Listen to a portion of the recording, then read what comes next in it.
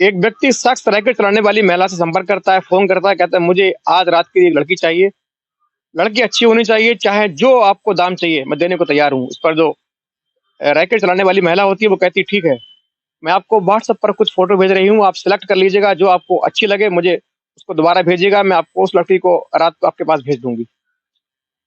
ये बात होने के बाद जो महिला है, जो दलाल है, जो ब्रोकर है, जो शख्स रैकेट चलाती है, वो उस लड़के के मोबाइल पर व्हाट्सएप पर कुछ लड़कियों की फ़ोटो सेंड करती है। लड़का देखता है, तमाम जो फ़ोटो है देखकर कहता है मुझे इनमें से कोई पसंद नहीं है। उसके बाद जो जो ब्रोकर है वो और 5-6 लड़कियों के फ़ोटो भेजती है। उसमें से एक लड़की उस व्यक्ति को पसंद आती है। उसके बाद वो उस लड़की के लिए उसके एडवांस 50% पे करता है, 50% ऑनलाइन पे कर देता है। फिर लड़की उसके रूम पे पहुँचती है, लेकिन लड़की जब पहुँचती है, तो लड़की और लड़का दोनों एक-दूसरे को देखकर हैरान रह जाते हैं, भौचक्के रह जाते हैं, उनके पैरों तले ज़मीन खिसक जाती है। दरअसल ये जो लड़की थी, ये कोई और नहीं बल्कि इसी जो कस्टमर व्यक्ति है, इसकी अपनी पत्नी थी और पत्नी को देखकर उसके होश फाख्ता हो जाते हैं, महिला भी हक्का-बक्का रह जाती है। नमस्कार, मैं हूँ शकील कादरी। ये जो पूरी घटना है, ये 20 जनवरी 2020 की है। उत्तराखंड में एक जगह है रुद्रपुर, ऊधम सिंह नगर, उसमें एक पास एक इलाका है काशीपुर।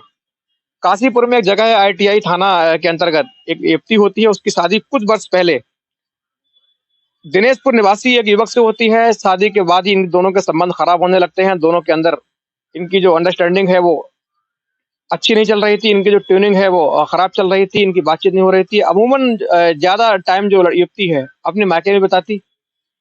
कई बार लोगों ने इनका फैसला करवाया, पंचायतें हुई, लेकिन बात बनने का नाम नहीं ले रही थी। कुछ दिन साथ रहते, फिर उनमें झगड़ा होता। झगड़ा इतना बढ़ता कि बाहर लोगों तक पहुँचता। किसी तरह बात बनती दिख नहीं रही थी, लेकिन दोनों का अभी तलाक नहीं हुआ था। दोनों अपने-अपने घर रह रहे थे। लड़की मायके में थी, लड़का अपने घर था। वक़्त गुज़र रहा था, दोनों की बातें हो रही थी, कभी-कभार बातचीत भी होती, लेकिन लड़की अमूमन लड़के के पास आने से मना कर देती, आने को तैयार ना थी। इसी दौरान जो एक लड़का होता है, इसका जो पति होता है, उसको एक सूचना मिलती है कि तुम्हारी जो पत्नी है, वो किसी सेक्स रैकेट में रहकर एक दलाल के चंगुल में है और सेक्स रैकेट के लिए काम करती है। अपने कस्टमर के पास जाती है, नाइट सर्विस देती है। ये सुनकर जो युवक है, बहुत हैरान रहता है, अचंभित होता है कि क्या मेरी पत्नी ऐसा कर सकती है? लेकिन बिना सबूत के वो मानने को तैयार नहीं था और समाज को भी दिखाने के लिए उसको सबूत चाहिए था और सबूत के लिए वो लगातार अब कहने के उसके मन में एक पीड़ा थी कि मैं इसको कहीं पहले सबसे पहले सबूत देता हूँ, इसको रंगे हाथों पकड़ता हूँ, उसके बाद मैं समाज को, इसके मायके वालों को, आस-पास के लोगों को दिखा पाऊँगा कि मेरी पत्नी गलत है। इसीलिए मेरे पास रहने के लिए मना कर रही है, रहना नहीं चाहती है। इसीलिए मेरा संबंध इससे अच्छे नहीं चल रहे हैं, मेरी ट्यूनिंग इससे खराब है। इसके लिए वो लगातार प्रयास करने लगा। इधर ये जो लड़की होती है, ये लगातार कस्टमर के पास जाती थी। इसकी एक सहेली थी, दोनों में गहरी मित्रता थी। दोनों का व्यापार बिज़नेस दोनों का जो प्रोफ़ेशन एक था, दोनों कॉल गर्ल थी। दोनों ऑन डिमांड कस्टमर के पास जाती थी, उनको उनके पास रहकर रात बिताकर मोटे पैसे वसूल किया करती थी। कभी-कभार एक लड़की है, बीमार होती तो अपनी जगह अपने अपनी बुलावे पर दूसरी सहेली को भेज देती। ये सब इनका सिस्टम चल रहा था। दोनों की जो ट्यूनिंग है बहुत अच्छी थी, दोनों का साथ था, दोनों मिलकर कॉल गर्ल के धंधे में उतर चुकी थी, मोटे पैसे कमा रही थी।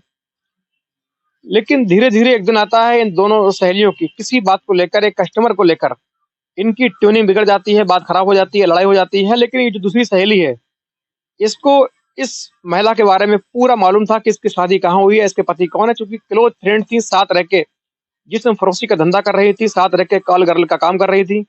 लिहाज़ा दोनों के परिवार की एक-दूसरे को अच्छी जानकारी थी। इवन उनके पास एक-दूसरे के घरों के नंबर भी मौजूद थे। लिहाज़ा जब दोनों की ट्यूनिंग बिगड़ी, दोनों में लड़ाई हुई, उसके बाद जो दूसरी लड़की है, ये इसके पति के पास आती है। उसको मालूम था इसका पति कहाँ रहता है। आती है, कहती है तुम्हारी पत्नी मायके रहती है, लेकिन वो धंधा कर रही है, जिस्म फरोशी के धंधे में है और ये काम उसका आपसे नहीं है, ये काम उसका शादी से पहले है, इसीलिए तुम्हारे पास आना नहीं चाहती है। जब पति ये बात सुनता है तो उसके पैरों तले ज़मीन खिसक जाती है, वो बेहोश सा बदहवास सा हो जाता है कि मैं ये क्या सुन रहा हूँ, मेरी पत्नी मेरे शहर में धंधा कर रही है, मुझे खबर नहीं। लिहाज़ा फ़ौरन उस पीड़ा को मन में दबाए हुए अब वो रंगे हाथ पकड़ने का वादा करता है, उससे कहता है कि तुम मुझे मेरी पत्नी को कैसे ही रंगे हाथ पकड़वा दो, इसके लिए मैं तुम्हारा बहुत एहसानमंद रहूँगा, जो तुम कहोगी मैं करने के लिए तैयार हूँ, इसके लिए मैं कोई भी कीमत चुकाने को भी तैयार हूँ। लेकिन वो कॉल गर्ल कहती है नहीं मुझे कुछ नहीं चाहिए, लेकिन तुम अपनी पत्नी को रंगे हाथ पकड़ लोगे, इसके लिए मैं तुम्हें एक नंबर दे रही हूँ। फिर वो अपने मोबाइल से एक नंबर देती है, कहती है ये जो महिला है ये ब्रोकर है, ये तमाम हम जो कॉल गर्ल हैं सबको ये संचालित करती है, हैंडल करती है, सबको यही कस्टमर के पास भेजती है, यही हमको पैसे देती है, अपना कमीशन कमीशन के पैसे निकाल लेती है, अपनी दलाली काट लेती है, लेकिन हमें जो फीस हमारी स्वतः होती है वो हमको दे देती है।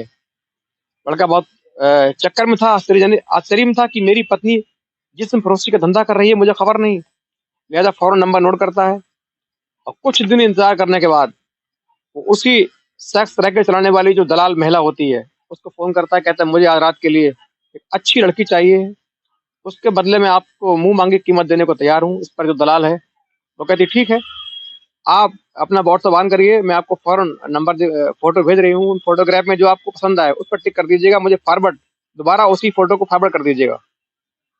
फौरन जो दलाल है वो फौरन महिला दलाल उस लड़के के मोबाइल पर 15-20 फोटोग्राफ भेजती है।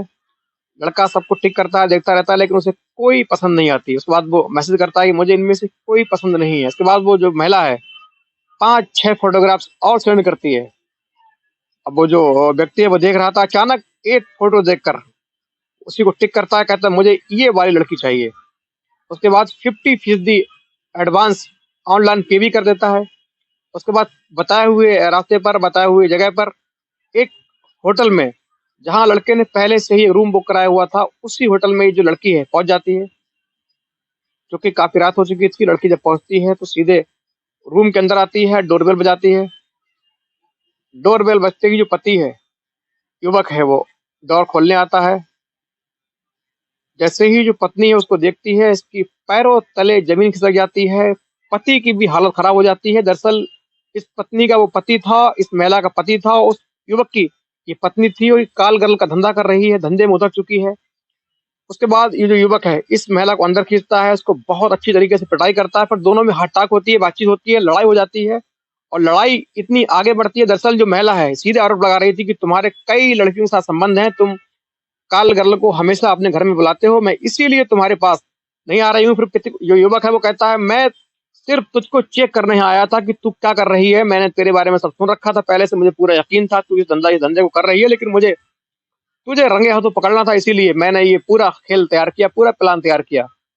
इस पर दोनों में हाथापाई शुरू हो जाती है। नौबत इतनी बढ़ जाती है कि रात को जो होटल स्टाफ है उसको दखल देना पड़ता है। होटल से बाहर आवाजें जा रही थी, फौरन स्टाफ आता है, दोनों को शांत कराता है। उसके बाद दोनों लोग होटल के बाहर आते हैं, दोनों में बातचीत होती है, आरोप प्रत्यारोप होते हैं। दोनों एक दूसरे पर संगीन आरोप लगा रहे थे। जो महिला वो कह रही थी कि ये मेरा पति है, इस ये काल गर्ल के पास जाता है, हर रात को इसको नई कारगल चाहिए, इसीलिए मुझको अपने साथ नहीं रख रहा है। जो पति कह रहा था, मैं युवक कह रहा था ये मेरी पत्नी है, मैंने इसको चेक करने के लिए, समझने के लिए आज बाकायदा एक कस्टमर बनकर इसको बुलाया और ये मेरे होटल रूम में पहुंची, ये मेरी पत्नी है, इसकी सच्चाई है पूरे समाज के सामने साबित करूंगा, सब बताऊंगा, इसकी जो हकीकत है इसकी पोल मैं आज खोलकर रहूंगा। इस पर दोनों में और लड़ाई शुरू हो जाती है, मारपीट शुरू हो जाती है। इत्तेफाक से कोई पुलिस को फोन करता है, फौरन पुलिस पहुंचती है, दोनों को वहां से ले जाकर सीधे पुलिस स्टेशन आती है। वहां आरोप प्रत्यारोप चलते हैं, दोनों एक दूसरे पर संगीन आरोप लगा रहे थे।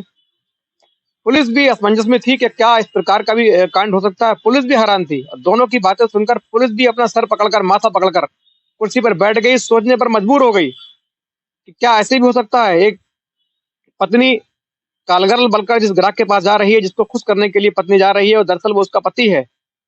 उसके बाद जांच शुरू होती है, फिर पति के माध्यम से उस महिला जिसने इस पत्नी को कालगर्ल बनाकर प्रोवाइड किया था उसको फोन करके बुलाया जाता है। वो पुलिस स्टेशन, पुलिस उसको महिला पुलिस लेकर आती है, सारी सच्चाई वो खोलती है। उसके बाद उस महिला को भी जेल भेज दिया जाता है। उसके बाद ये दोनों पति पत्नी है, इनमें सुलह कराने की काफी कोशिश की जाती है, लेकिन सुलह होने को तैयार न थी। दोनों एक दूसरे पर आरोप जल रहे थे, दोनों एक दूसरे से कम न थे, दोनों में बातचीत शुरू हो जाती है। कोतवाली के अंदर बैठकर दोनों बातचीत कर रहे थे, दोनों बहस कर रहे थे। इस पर जो पुलिस एसपी होते हैं राजेश भट्ट, जब वो पूरी घटना का संज्ञान लेते हैं तो वो खुद कहते हैं कि मैंने अपने पूरी सर्विस में इस तरह की घटना आज तक नहीं देखी। उसके बाद दोनों के जो परिवार हैं उनको कोतवाली बुलाया जाता है, दोनों के परिवार आते हैं, दोनों में बातचीत होती है। फिर इनका मामला इतना बढ़ जाता है कि दोनों को शांति भंग के आरोप में इनका चालान करना पड़ता है। उसके बाद जो पुलिस टीम है उसने इनके परिवार से बताया कि किसी तरह इनको समझा बुझाकर शांत कर दो, लेकिन जो लड़के के युवक के परिजन थे उनका सीधा आरोप ये था कि ये कालगर्ल है, धंधा करने वाली महिला है, ऐसी महिला को अपने घर में बहू बनाकर हम किसी कीमत पर रखने को तैयार नहीं है। जो लड़की पक्ष है उसका कहना था कि जो युवक है इसको हर रोज नई नई लड़कियां चाहिए, इसीलिए मेरी बेटी को रखना नहीं चाह रहा है। फिलहाल पुलिस पूरे मामले को समझ चुकी थी, दोनों का शांति भंग करके चालान कर दिया गया। उसके बाद इन दोनों का मामला कोर्ट पहुंचा, कोर्ट में इनका मुकदमा दर्ज हो गया।